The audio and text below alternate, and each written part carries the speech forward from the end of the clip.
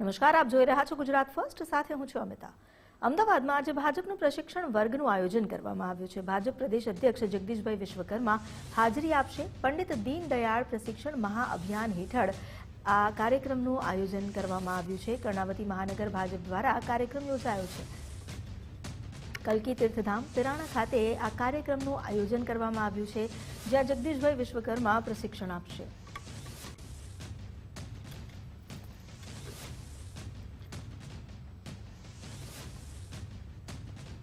ભાજપના રાષ્ટ્રીય સંગઠનની જાહેરાત થઈ। 13 નવા રાષ્ટ્રીય ઉપાધ્યક્ષના નામ જાહેર કરવામાં આવ્યા। સ્મૃતિ ઈરાનીને રાષ્ટ્રીય ભાજપના મહામંત્રી બનાવવામાં આવ્યા છે। પિયુષ ગોયલને ભાજપના કોષાધ્યક્ષ બનાવાયા। રાજેશ મંગલને સહકોષાધ્યક્ષ બનાવવામાં આવ્યા। બીએલ સંતોષને રાષ્ટ્રીય મહામંત્રી બનાવાયા। વસુંધરા રાજેને રાષ્ટ્રીય ઉપાધ્યક્ષ બનાવવામાં આવ્યા છે। ગુજરાતમાંથી જગદીશ પટેલ, વર્ષાબેન દોશીને જવાબદારી સોંપાઈ। વર્ષાબેન દોશીને રાષ્ટ્રીય ઉપાધ્યક્ષ બનાવવામાં આવ્યા, જ્યારે જગદીશ પટેલને રાષ્ટ્રીય મંત્રી બનાવવામાં આવ્યા। સાંસદ હેમાંગ જોશી યુવા મોરચાના રાષ્ટ્રીય અધ્યક્ષ બન્યા છે। રૂપકુમારી ચૌધરીને મહિલા મોરચાના અધ્યક્ષ બનાવવામાં આવ્યા। અમરપાલ મૌર્ય ઓબીસી મોરચાના રાષ્ટ્રીય અધ્યક્ષ તરીકે નિમાયા। બંસીલાલ ગુર્જર કિસાન મોરચાના રાષ્ટ્રીય અધ્યક્ષ બન્યા। શિવેશ કુમાર રામ એસસી મોરચાના રાષ્ટ્રીય અધ્યક્ષ બન્યા। મનાલાલ રાવત એસટી મોરચાના રાષ્ટ્રીય અધ્યક્ષ બન્યા છે। કુંવર બાસિત અલીને લઘુમતી મોરચાના અધ્યક્ષ બનાવવામાં આવ્યા। અનિલ બલુનીને મીડિયા સંયોજક બનાવાયા। દીપક માકેને સોશિયલ મીડિયા સંયોજકની જવાબદારી સોંપવામાં આવી। તરુણ ચુગને રાષ્ટ્રીય કાર્યાલયના પ્રભારી બનાવવામાં આવ્યા।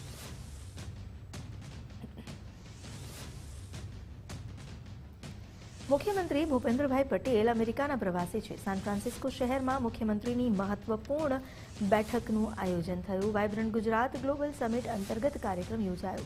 પ્રવાસી ગુજરાતી સમુદાય સાથે બેઠક અને સંવાદ કર્યો। સિલિકોન વેલીમાં ગુજરાતી ડાયસ્પોરાનું યોગદાન બિરદાવવામાં આવ્યું। સેમિકન્ડક્ટર અને ઇનોવેશન સેક્ટરમાં પણ યોગદાન અભિનંદનને પાત્ર હોવાનું મુખ્યમંત્રીએ કહ્યું। વૈશ્વિક પ્રતિભાઓને ગુજરાત સ્થિત ઉદ્યોગ સાથે જોડવાની તેમણે વાત કરી। ટેકનોલોજીના સહયોગથી ઉદ્યોગને વધુ સંગીન બનાવવાની નેમ તેમણે લીધી છે। ન્યૂ એજ સેક્ટરમાં વડાપ્રધાનની પ્રેરણાથી ગુજરાત આગળ વધશે તેવી તેમણે વાત કહી। વડાપ્રધાનના વિકસિત ભારતના વિઝનને ગુજરાત સાકાર કરશે।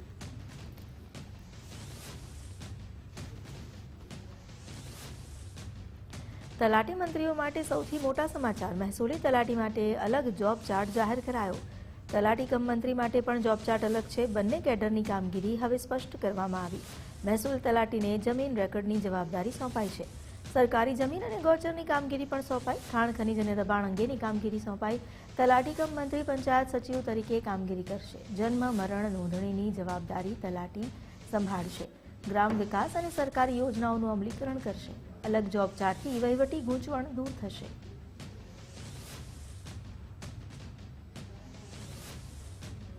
પંચાયત તલાટીને ગ્રામ પંચાયત સચિવ અને મહેસૂલ તલાટીને મહેસૂલ તલાટી તરીકેનું ડેઝિગ્નેશન આપવામાં આવ્યું છે અને સાથે મહેસૂલી તલાટી અને પંચાયત તલાટી કમ મંત્રીની કામગીરી અને જવાબદારીઓને વહેંચવામાં આવી છે।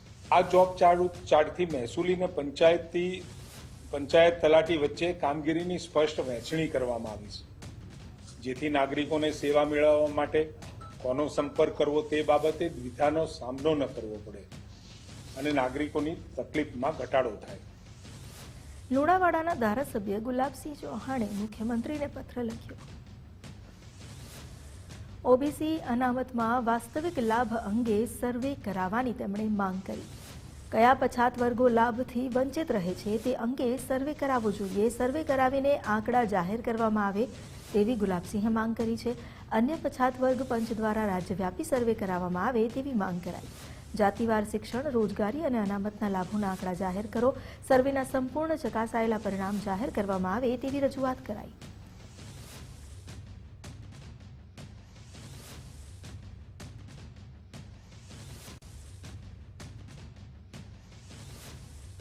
કેટલાક અન્ય પછાત વર્ગોને આર્થિક તેમજ નોકરીના સરકારી નોકરી કે બીજી કોઈ પણ નોકરીમાં લાભ મળતો નથી એવી અન્ય જ્ઞાતિઓ ગુજરાતમાં પણ છે। હાલ રાજસ્થાન સરકારે આ અંગે સર્વે કર્યો તો અન્ય પછાત વર્ગોને કોઈ પણ લાભ મળેલા નથી। એવો સર્વે બહાર પડ્યો છે. તો આ ગુજરાતમાં પણ આવી 147 જેટલી જ્ઞાતિઓમાંથી કયા વર્ગને કેટલો લાભ મળ્યો એ અંગે સર્વેના આંકડા તાત્કાલિક જાહેર કરવા અને એ અંગે મેં મુખ્યમંત્રીશ્રીને જાણ કરેલ છે. આ અગાઉ પણ મેં ઓબીસીમાં જાતિવાર વસ્તી ગણતરી માટે પણ રજૂઆત કરેલ હતી.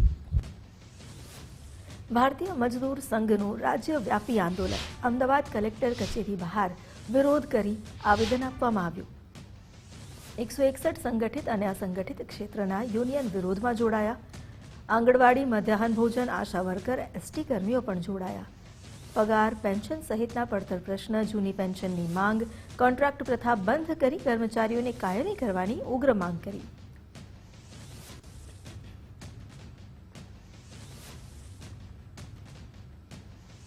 લગભગ આંગણવાડી બહેનોનું શોષણ લગભગ 40 વર્ષથી થઈ રહ્યું છે, જેઓને માનદ વેતનના નામ પર શોષણ કરવામાં આવી રહ્યું છે.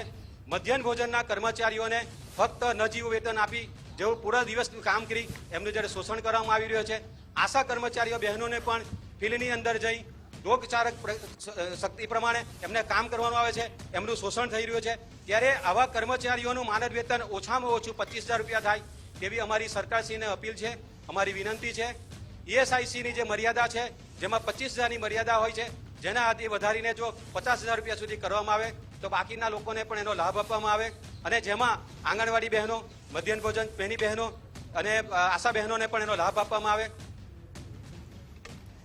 હવામાન વિભાગ દ્વારા વરસાદને લઈને કરવામાં આવી છે આગાહી. આગામી 23 ઓગસ્ટ સુધી સામાન્યથી મધ્યમ વરસાદ રહેશે. સૌરાષ્ટ્રના વિસ્તારોમાં પણ મધ્યમ વરસાદની શક્યતા વ્યક્ત કરવામાં આવી છે. દક્ષિણ ગુજરાતના કેટલાક જિલ્લાઓમાં યલો એલર્ટ આપવામાં આવ્યું છે. સુરત, નવસારી, દમણ અને વલસાડમાં યલો એલર્ટ જાહેર કરાયું. અમદાવાદ શહેરમાં વાદળછાયું વાતાવરણ રહેશે. રાજ્યમાં 5 જેટલી સિસ્ટમ સક્રિય થઈ છે. गुजरात रीजन में कुछ से लेकर अनेक स्थानों में ये संभावना रहेगा और जो सौराष्ट्र कच्छ में इक्का दुक्का स्थानों से लेकर कई स्थानों में ये हल्का से मध्यम बरसात का संभावना रहेगा. अभी हमारा गुजरात रीजन का जो दक्षिण भाग है आइसोलेटेड इक्का दुक्का स्थानों में भारी बरसात का भी संभावना रहेगा. इसमें येलो वार्निंग दिया गया है. इसमें जो डिस्ट्रिक्ट है नर्मदा, सूरत, डांग, तापी, नवसारी, वलसाड, दमन, दादरा नगर हवेली के लिए दिया गया है. इक्का दुक्का स्थान में भारी वर्षा का संभावना रहेगा येलो वार्निंग के साथ. और थंडरस्टॉर्म का भी वार्निंग है. लाइट थंडरस्टॉर्म, बिजली गिरने का संभावना रहेगा. विंड स्पीड जो रहेगा 30 से 40 किलोमीटर प्रति घंटा रहेगा. ये भी दक्षिण गुजरात की जो जिला है इसमें रहेगा और जो उत्तर पूर्वी भाग का जो गुजरात रीजन में जिला है इसमें ये वार्निंग दिया गया है. अभी जो हमारा तटीय क्षेत्र में पवन का जो दिशा रहेगा मेनली साउथ वेस्टर्ली रहेगा. विंड स्पीड थोड़ा स्ट्रॉन्ग रहेगा 20 से 25 नॉट और गस्टिंग जो स्पीड रहेगा 30 से 30 नॉट तक जाने का संभावना रहेगा. દ્વારકાના ગોમતી ઘાટનો વિડીયો સોશિયલ મીડિયા પર વાયરલ થયો. સોશિયલ મીડિયા પર ફોલોઅર્સ વધારવા માટે એક યુવકે સ્ટન્ટ કર્યો. દરિયાના ધસમસતા અને ઉછળતા મોજા વચ્ચે યુવાન ફંગોળાયો. દરિયામાં ભારે કરંટ વચ્ચે ગોમતી ઘાટ પર આ મોટી દુર્ઘટના ટળી. રીલ્સ માટે કરવામાં આવતા સ્ટન્ટ જીવલેણ સાબિત થઈ શકે છે.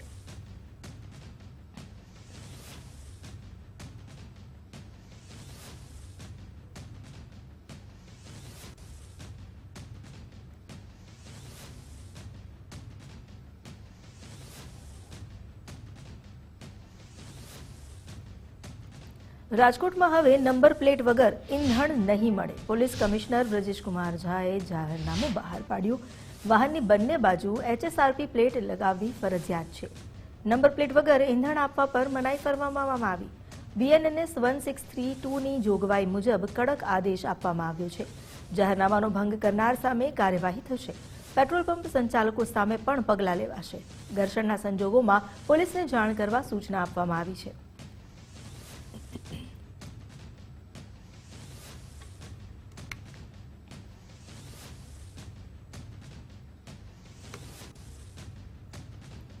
%20 વળતરની સ્કીમ ગુનામાં ભાવનગર LCBની કાર્યવાહી. લોકલ ક્રાઇમ બ્રાન્ચે વધુ 7 આરોપીની ધરપકડ કરી. આરોપી પાસેથી 36.89 લાખનો મુદ્દામાલ રિકવર કર્યો. સોનાના દાગીના, કાર, બુલેટ અને મોબાઈલ જપ્ત કરવામાં આવ્યા. રોકાણના નાણાંથી ગેરકાયદે મિલકત અને વાહનો ખરીદ્યાનો દાવો કરાયો છે. પોલીસે હિસાબી ચોપડા કબજે કરી તપાસ તેજ કરી. રકમ પરત ન મળી હોય તો LCBનો સંપર્ક કરવા અપીલ કરી.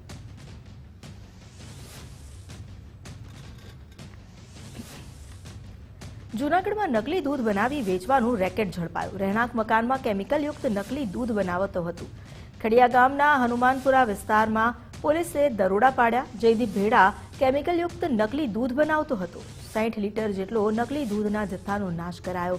પામોલિન તેલના ડબ્બા અને દૂધ માટેનો પાવડર પણ જપ્ત કરવામાં આવ્યો. નકલી દૂધના વેચાણ માટે ફૂડ એન્ડ સેફ્ટી વિભાગ ઘોર નિંદ્રામાં જણાયું.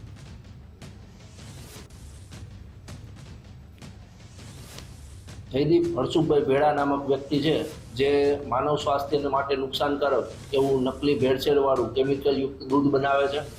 જે અન્વયે માહિતી મળતા પીએસઆઈ સોનરત તથા તેઓની ટીમ દ્વારા જે ખડિયા ખાતે જે આનું રહેણાંક સ્થળ છે ત્યાં રેડ કરતા જયદીપ હરસુભાઈ ભેડા નામક ઇસમ મળી આવેલ અને સદર ગઢની ઝડપી તપાસ કરતા નકલી કેમિકલયુક્ત દૂધ પણ મળી આવે. આ અન્વયે ફૂડ સેફ્ટી ઓફિસર્સને જાણ કરી અને ખરેખર આ કેમિકલયુક્ત દૂધ છે કે કેમ તે બાબતે તપાસ કરવાની હોય. આ જે ફૂડ સેફ્ટી ઓફિસર છે તેઓએ આવી અને તેઓએ સદર જે પામોલિનના તેલના 3 ડબ્બા તથા નકલી કેમિકલ દૂધ જે આશરે 60 લીટર છે તે તથા મિલ્ક પાવડર આ ત્રણેયની સ્થળ પરથી પંચો રૂબરૂ ઝડપી કરવામાં આવેલી અને સદર જે કેમિકલયુક્ત દૂધ છે એના સેમ્પલ લેવામાં આવેલા. 1071 કરોડના આંતરરાષ્ટ્રીય સાયબર ફ્રોડનો પર્દાફાશ થયો. સાયબર સેન્ટર ઓફ એક્સેલન્સને મોટી સફળતા મળી. ડિજિટલ ફ્રોડના કુલ 1090 ગુના ઉકેલાયા. છેતરપિંડીના મુખ્ય સૂત્રધારની આસામથી ધરપકડ કરવામાં આવી. લાઈવ ડિજિટલ અરેસ્ટ રોકી 10 પીડિતોને બચાવવામાં આવ્યા. ગુજરાતના 5 ડિજિટલ અરેસ્ટ ગુના થતા રોક્યા. અમદાવાદ, સુરત, જામનગરમાં છેતરપિંડી અટકાવી. સમગ્ર કેસમાં છેતરપિંડી માટે ચાઇના કનેક્શન પણ ખુલ્યું છે. આરોપી રફીકુલ આલમનો ચાઇનીઝ ક્રિમિનલ્સ સાથે સંપર્ક હોવાનો ખુલાસો થયો. છેતરપિંડીના નાણાં ક્રિપ્ટોમાં તબદીલ કરવાની મોડસ ઓપરંડી હતી. 1754 બેંક એકાઉન્ટમાં સ્વિફ્ટ ટ્રાન્ઝેક્શન કર્યા હતા. મોબાઈલમાં 23 ક્રિપ્ટો વોલેટ, 60 કરોડના વ્યવહાર મળી આવ્યા. આ કિસ્સો ઇન્ટરેસ્ટિંગ એ રીતે છે કે કિસ્સામાં સૌપ્રથમ અમારી પાસે એક વિક્ટિમ છે એ આવેલા હતા અને તેમની સાથે ડિજિટલ અરેસ્ટ થયેલું હતું. આ વિક્ટિમ એ બાબતે અજાણ હતા કે રિયલમાં આ ડિજિટલ અરેસ્ટ છે કે સામેવાળા સાચા પોલીસ છે. તો તેનું ટેકનિકલ એનાલિસિસ કરવામાં આવ્યું. જોવામાં આવ્યું કે સામે જે પ્રિટેક્સમાં કરતા હતા કે નાસિકના પોલીસ છે અને સુપ્રીમ કોર્ટનો સમ્મન્સ આપતા હતા. તેના આધારે એ ખબર પડી અમોને કે આજે એ રિયલમાં ડિજિટલ અરેસ્ટ કરવામાં આવેલું છે અને સામે કોઈ ફ્રોડ પોલીસ છે. આની સાથે સાથે જે મેન અકાઉન્ટ છે કે જે અમે સર્વેલન્સમાં રાખેલું હતું તે અકાઉન્ટની થોડી ટેકનિકલ એનાલિસિસ કરી તો ખબર પડી કે થોડા ટાઈમમાં જ આ અકાઉન્ટમાં બીજા 50 લાખ રૂપિયા નાખવામાં આવ્યા અને અલગ અલગ ડિજિટલ અરેસ્ટના વિક્ટિમ્સ છે.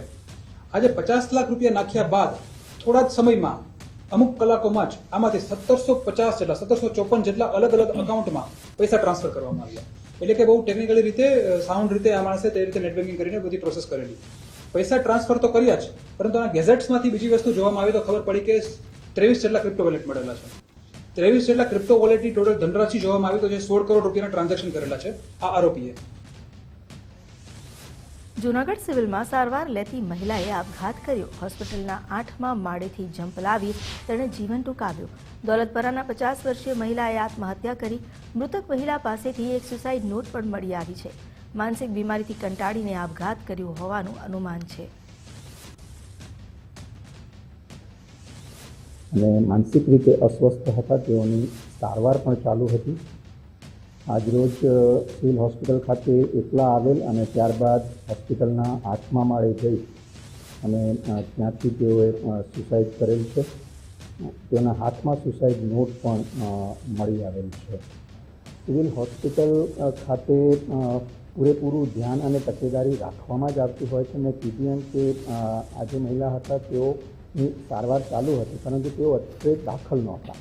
તેઓ આજે અચાનક જ મોટે ભાગે તેઓ તેમના દીકરાને સાથે લઈને સારવાર અર્થે આવતા હોય છે. આજે ઘરેથી એકલા જ નીકળેલ હતા અને હોસ્પિટલ આવી અને અચાનક જ 8મા માળે જઈ અને ત્યારબાદ સુસાઇડ કરેલ છે. લીંબડી સરકારી હોસ્પિટલમાં નર્સ સાથે બોલાચાલી થઈ. શખ્સે નર્સને ઝાપટ મારી. ઘટના સ્થળેથી શખ્સ ફરાર થઈ ગયો. પોલીસે ભલગામડાના દિવ્યરાજસિંહ રાણાને ઝડપી પાડ્યો છે. પોલીસે આરોપીને હોસ્પિટલ લાવી જાહેરમાં માફી મંગાવી અને ગેરવર્તનની સમગ્ર ઘટના સીસીટીવીમાં કેદ થઈ છે.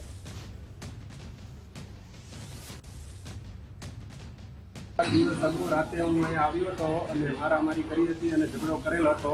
હવે પછી ભવિષ્યમાં હું આવી ભૂલ નહીં કરું અને બીજા લોકોને પણ કહું છું કે હવે કોઈ પણ વ્યક્તિ અહીંયા કોઈ પણ પ્રકારની મગજમારી કરવી નહીં. ભવિષ્યમાં હવે આવી ભૂલ પરિવાર નહીં. સુરતના લિંબાયતમાં મોટા ભાઈએ કરી નાના ભાઈની હત્યા. લિંબાયતના આંબેડકર નગરમાં ચપ્પુના ઘા મારી હત્યા કરવામાં આવી. મોટા ભાઈની પત્ની સાથેના અનૈતિક સંબંધની શંકામાં હત્યા કરવામાં આવી હોવાનું અનુમાન છે. અનૈતિક સંબંધોની આશંકાએ હત્યા કર્યાનો આરોપ લાગ્યો. સુનિલ નામના યુવકની તેના મોટા ભાઈ અનિલે હત્યા કરી. પારિવારિક સંબંધના વિવાદમાં હત્યાની ઘટનાથી ચકચાર મચી. હત્યાનું ચોક્કસ કારણ જાણવા પોલીસે તપાસ હાથ ધરી છે.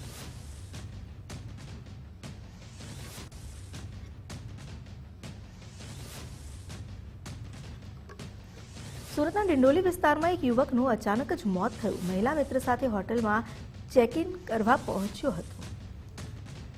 રિસેપ્શન કાઉન્ટર પર આઈડી આપતી વખતે તે જમીન પર ઢળી પડ્યો.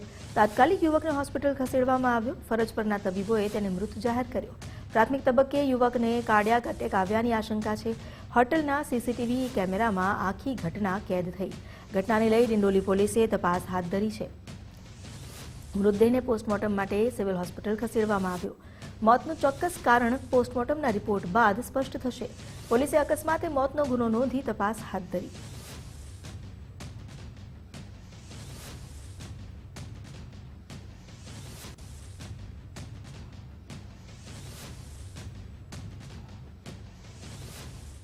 તો અત્યારે બસ આટલું જ. વધુ સમાચારો માટે આપ જોતા રહો ગુજરાત ફર્સ્ટ, તમારી સાથે તમારી માટે.